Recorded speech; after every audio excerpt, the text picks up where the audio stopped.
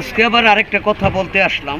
কথাটা হলো কি, মনে করেন হোটেলে ভাত খাইলাম, খাওয়ার পর হোটেল থেকে বের হলাম, কয়েকজন মুসল্লি দাড়ি মাথায় টুপি বলতেছে, জসিম ভাই তো নির্বাচনে আমাকে দিকে একটু খেয়াল রাখেন।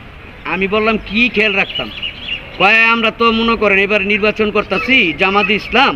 তখন আমি বললাম কি যে জামাতে ইসলাম নির্বাচন করবেন, আপনি নির্বাচন হয় কি না আগে এটা দেখেন। আর বিশেষ করে আমরা রাজনীতির সাথে সম্পৃক্ত না, কিন্তু সোনারগাঁও উপজেলার মধ্যে ম্যাক্সিমাম 47,000 লোক আমার অন্ধভক্ত আছে।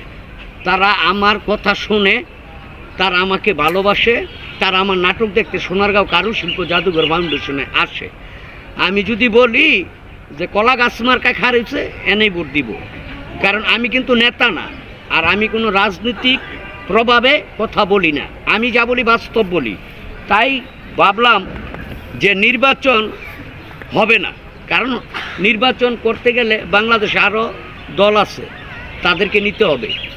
আওয়ামী লীগ আছে, জাতীয় পার্টি আছে, হ্যাঁ, তারপরে বিএনপি আছে। বিএনপি তো অলরেডি নির্বাচনে অংশগ্রহণ করেছেন।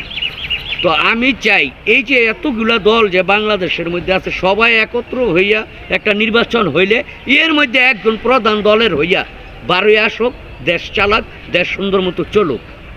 আমার কাছে বর্তমানে সোনারগাঁয়ে মানে ইন্টার সোনারগাঁয়ের আনাচে গানাচে চিপায় চাপায় যেখানে যাবেন আপনি, সবাই আমাকে চিনে। আমি প্রায় 37-38 বছর ধরে নাটক নিজে লেখি, নিজে পরিচালনা করি। এই হিসাবে আরেক হিসাব হলো আমি গান টান করি, গান গাই। এইভাবেই আমার ভক্তবিন্দু হয়ে গেছে। পৃথিবীতে অনেক অলিয়া উলিয়া ভক্ত থাকে, আবার মনে করেন কিছু রাজনীতিবিদের ভক্ত থাকে। তো এমনই একটা ব্যক্তি আমি, যে মানে শিশু বাচ্চা থেকে 80 বছরের বুড়া, তারাও আমাকে ভালোবাসে। তাদের ভালোবাসায় আজকে আমি জসিম, শিল্পী মেহেদী হাসান জসিম।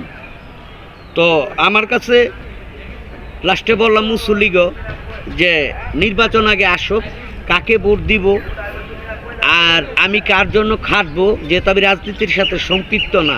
আমিও চাই একটা ভালো দল ক্ষমতায় আসুক। হ্যাঁ, যদি নির্বাচন হয় প্রয়োজনে আমি নিজে প্রতিটা বাড়িতে বাড়িতে ঢুকে ভোট চাইব, কারণ তখনই একজন নেতাকর্মী, যেই ক্যান্ডিডেট, সে বুঝতে পারবে যে আমার কত হাজার লোক সোনারগাঁয়ের মধ্যে অন্ধভক্ত। ভিডিওটা